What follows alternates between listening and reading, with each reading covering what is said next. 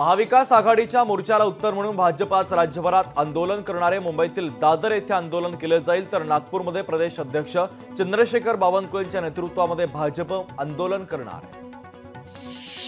अंधेरी येथील उड्डाणपुलाची दुरुस्ती करण्याच्या कामाला MMRDAने नकार दिल्यानंतर मुंबई महापालिकेने हे काम हाती घेतले। या कामासाठी 95 कोटी रुपयांचा खर्च येणार असून त्याची प्रतिपूर्ती MMRDA कडूनच केली जाणार असल्याची माहिती आहे। मेट्रो 3 प्रकल्पग्रस्तांच्या इमारतीचं काम रखडल्याने खर्चवाढ झाली आहे। गिरगाव आणि काळबादेवीतील प्रकल्पग्रस्तांसाठीच्या 3 पैकी 2 इमारतींना विलंब होणार असून तिसऱ्या इमारतीसाठी तर अद्याप निविदा देखील निघालेली नाहीये। गोरेगाव मुलुंड जोडरस्ता प्रकल्प खर्चामध्ये मोठी वाढ झाली। आदिवासींनी विरोध केल्यामुळे बोगद्याच्या जागेत बदल करण्यात आल्याने बोगद्याचा खर्च 250 कोटी रुपयांनी वाढणार आहे। मुंबई पोलिसांकडून महिलांशी संबंधित गुन्ह्यांचा तपास गांभीर्याने केला जातो असा दावा मुंबई पोलीस आयुक्तांनी उच्च न्यायालयामध्ये केला। तसंच पोलीस गंभीर नसल्याचा निष्कर्ष काढला जाऊ नये अशी विनंती देखील पोलीस आयुक्तांनी कोर्टाकडे केलेली। मुंबई विद्यापीठाच्या ऑनलाईन शिक्षण केंद्राच्या पदवी आणि पदव्युत्तर अभ्यासक्रमाच्या प्रवेशासाठी मुदतवाढ देण्यात आली। आता प्रवेशासाठी विद्यार्थ्यांना 15 सप्टेंबरपर्यंत अर्ज करता येणार आहे। नागपूरमध्ये 365 पैकी 300 दिवस चांगला सूर्यप्रकाश मिळत असल्याने नागपूरची निवड सौर शहरांमध्ये करण्यात आली। येथे दररोज 5 सौर तास सूर्यप्रकाश मिळतो, जो सर्वाधिक आहे। विशाळगडाचं जतन करण्यासाठी त्यावरील अतिक्रमण हटवणं गरजेचं असल्याचं पुरातत्व विभागाने उच्च न्यायालयामध्ये सांगितलंय। कारवाई झालेली जागा सरकारी असल्याने त्यावर नुकसान भरपाई मागता येणार नसल्याचंही पुरातत्व विभागाने सादर केलेल्या प्रतिज्ञापत्रामध्ये म्हटलेलं आहे। मिरज ते बेळगाव विशेष रेल्वे सेवेला 1 महिन्यांची मुदतवाढ देण्यात आली। प्रवाशांचा चांगला प्रतिसाद मिळत असल्याने मुदतवाढ देण्यात आली। यापूर्वी देखील 4 वेळेस मुदतवाढ देण्यात आलेली आहे। जुलै ते सप्टेंबरपर्यंत 590 दूध संस्थांनी अनुदानासाठी प्रस्ताव तयार केला, तर जानेवारी ते मार्च महिन्यामध्ये 244 दूध संस्थांनी अनुदानासाठी प्रस्ताव केला होता। मात्र या तिमाहीमध्ये अनुदानाची मागणी करणाऱ्या संस्थांमध्ये दुपटीने वाढ झालेली आहे।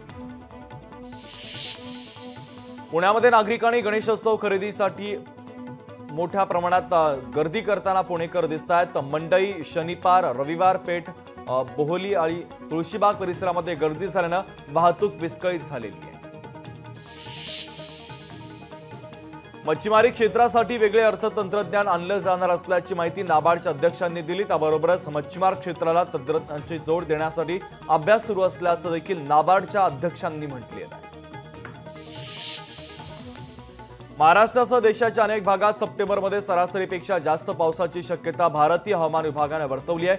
तसंच काही ठिकाणी मान्सूनचा परतीचा प्रवास उशिरा सुरू होऊ शकतो। कोकण रेल्वेच्या पावसाळी वेळापत्रकामध्ये वेग मर्यादा असल्याने रेल्वे गाड्या धीम्या गतीने धावतात। मात्र धीम्या वेगात धावणाऱ्या रेल्वे गाड्यांमधील प्रवाशांकडून एक्सप्रेस दर्जाचं तिकीट दर आकारण्यात येत असल्याने कोकणवासियांच्या वतीने खदखद व्यक्त केली जाते। विदेशामध्ये शिकायला जाणाऱ्या विद्यार्थ्यांपैकी 10% जास्त विद्यार्थी कर्ज घेतात। हे प्रमाण गेल्या काही वर्षांमध्ये 3 ते 4% वाढल्याची माहिती समोर आली। तसंच व्हर्च्युअल बँकांमधून कर्जासाठी अर्ज करण्याचं प्रमाणही जास्त आहे। छत्तीसगडमध्ये अदानींच्या प्रकल्पासाठी जंगलतोडमुळे आदिवासी आंदोलक आक्रमक झाले। त्यामुळे आदिवासी समाजाच्या वतीने वृक्षतोडीच्या विरोधात मोठं जन आंदोलन करण्यात आलं। वैद्यकीय अभ्यासक्रमाच्या प्रवेशावेळी महाविद्यालयांकडून घेतल्या जाणाऱ्या अनामत शुल्काला मर्यादा लावण्यात आली, तर FRAनं अनामत शुल्काची अभ्यासक्रम निहाय 10,000 ते 50,000 रुपये कमाल मर्यादा निश्चित केलेली आहे। मराठवाड्यातील हिंगोली, परभणी आणि नांदेड जिल्ह्यामध्ये मुसळधार पावसाचा इशारा देण्यात आला। नागरिकांनी सतर्क राहण्याचं आवाहन हवामान विभागाच्या वतीनं करण्यात आलेलं आहे।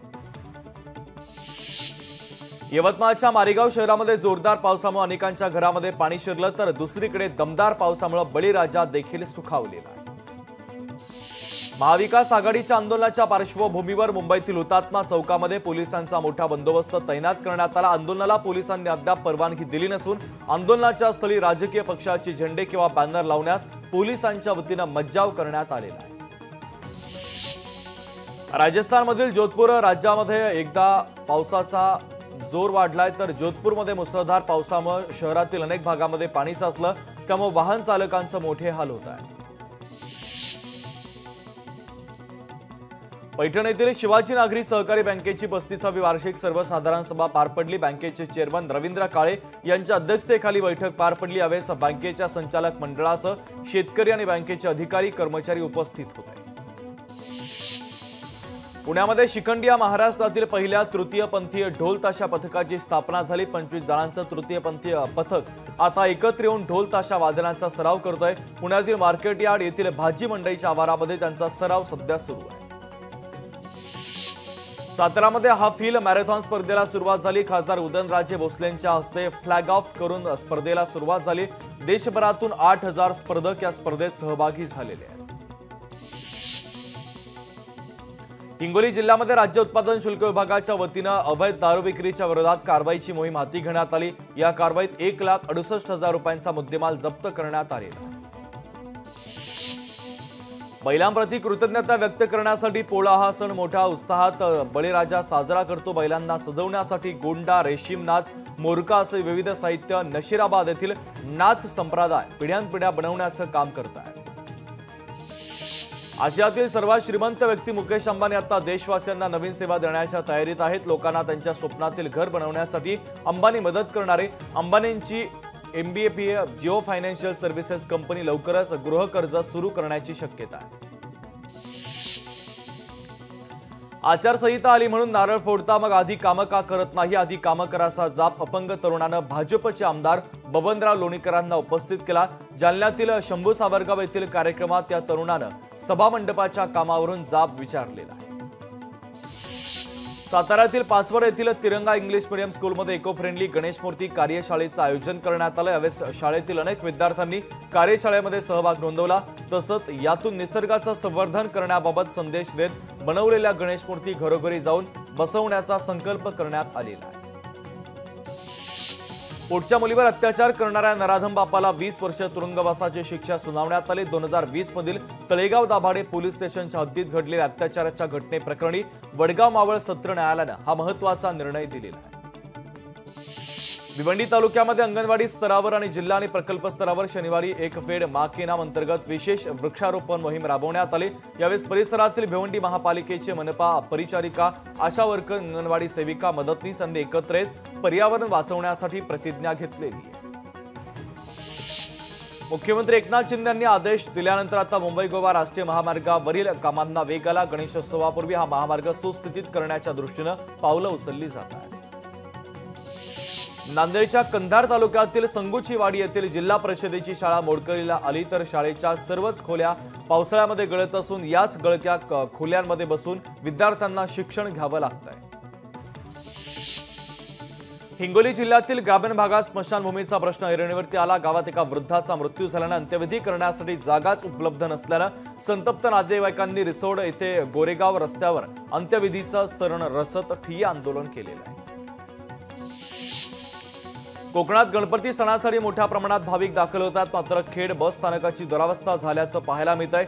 बस स्थानकामध्ये बसण्याची व्यवस्था नाही, शेडचे पत्रे देखील फुटले आहेत, त्यामुळे पावसाच्या पाण्याचा त्रास प्रवाशांना होतोय। शिवसेनेच्या महिला पदाधिकाऱ्यांच्या वतीने अंगणवाडी सेविका, मदतनीस आणि आशाताईंचा सत्कार करण्यात आला। मुख्यमंत्री माझी लाडकी बहीण योजनेचा लाभ मिळावा यासाठी गावोगावी जाऊन महिलांना लाभार्थी म्हणून घेण्यासाठी मेहनत घेतल्याबद्दल त्यांचा सन्मान करण्यात आलेला आहे। जालना जिल्ह्यातील परतूर तालुक्यातल्या आष्टी येथे महिला बचत गट मेळावा घेण्यात आला। या मेळाव्यात महिला आर्थिक विकास महामंडळाचे आमदार बबनराव लोणीकर यांच्या हस्ते महिला बचत गटांना 58 कोटी रुपयांचं कर्ज वितरित करण्यात आलेलं आहे। पैठणमध्ये पोलीस विभागाच्या दामिनी पथकाच्या वतीने शहरातील शाळा महाविद्यालयामध्ये कार्यशाळा घेऊन मुलींना सुरक्षेबाबत धडे देण्यात आले। शहरातील शाळा महाविद्यालयातील मुली सुरक्षित राहण्यासाठी हा उपक्रम सुरू केला होता। या संदर्भातली माहिती पोलीस निरीक्षक संजय देशमुखांनी दिलेली आहे।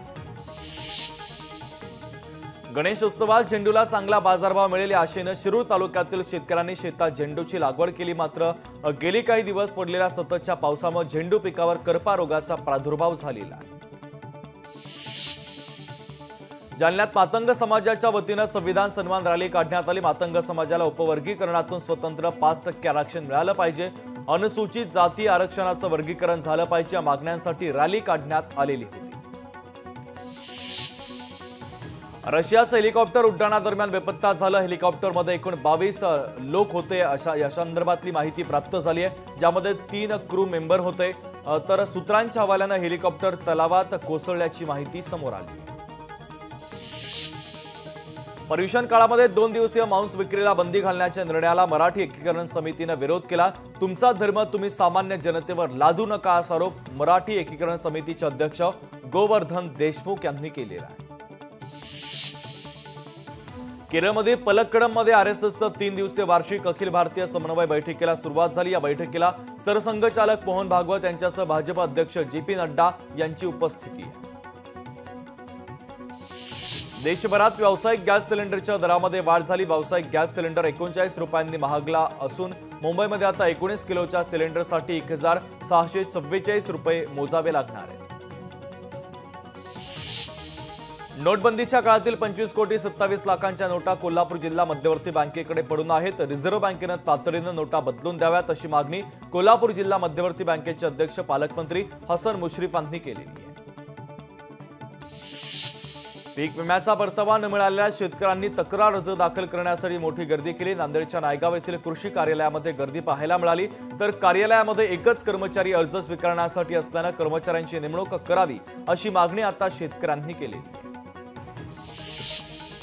शेतकऱ्यांचा सर्वात मोठा सण असलेला बैलपोळा हा 2 दिवसांवर येऊन ठेपला आहे। बाजारात बैलपोळ्याची दुकानं सजली असताना सणासाठी लागणाऱ्या वस्तू महाग झाल्यानं शेतकरी तुरळक खरेदी करताना दिसतोय। छत्रपती संभाजीनगरमध्ये पोळा सणाच्या पार्श्वभूमीवर सिल्लोडसह कन्नड, सोयगाव आणि फुलंब्री तालुक्यातील ठिकठिकाणच्या बाजारामध्ये शेतकऱ्यांची गर्दी पाहायला मिळते।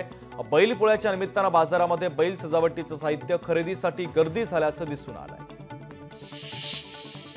धुळे तालुक्यातील तांडा, कुंडाणी आणि या बोरी परिसरामध्ये पावसाचं रौद्र रूप पाहायला मिळालं। मुकळी मंडळामध्ये पाऊस उसंत घ्यायला तयार नाहीये, त्यामुळे आता या भागात पिकांसोबतच शेतातील माती देखील वाहून गेल्यानं शेतकऱ्यांचं मोठं नुकसान झालंय। माजी गृहमंत्री अनिल देशमुख यांचं एक पुस्तक येणार आहे। डायरी ऑफ होम मिनिस्टर नावाचं पुस्तक येतंय। ऐन विधानसभा निवडणुकीच्या तोंडावर या पुस्तकामध्ये नेमकं काय काय लिहिण्यात आलंय त्यावरून वादंग आणि वादळ देखील येण्याची शक्यता आहे। मुरबाड मार्गाला जोडणारा सर्वात महत्त्वाचा दुवा असलेल्या राष्ट्रीय महामार्गावरील शहाड उड्डाणपुलाची खड्ड्यांवर चाळण झाली। 2 दिवसांमध्ये खड्डे बुजवण्यात आले नाही तर शिवसेना स्टाईलनं आंदोलन करण्याचा इशारा शहर प्रमुख अधिकाऱ्यांनी दिलेला आहे। मुख्यमंत्री आणि दोन्ही उपमुख्यमंत्र्यांमध्ये जवळपास 4 तास बैठक झाली। विधानसभेच्या जागा वाटपाच्या संदर्भात बैठकीत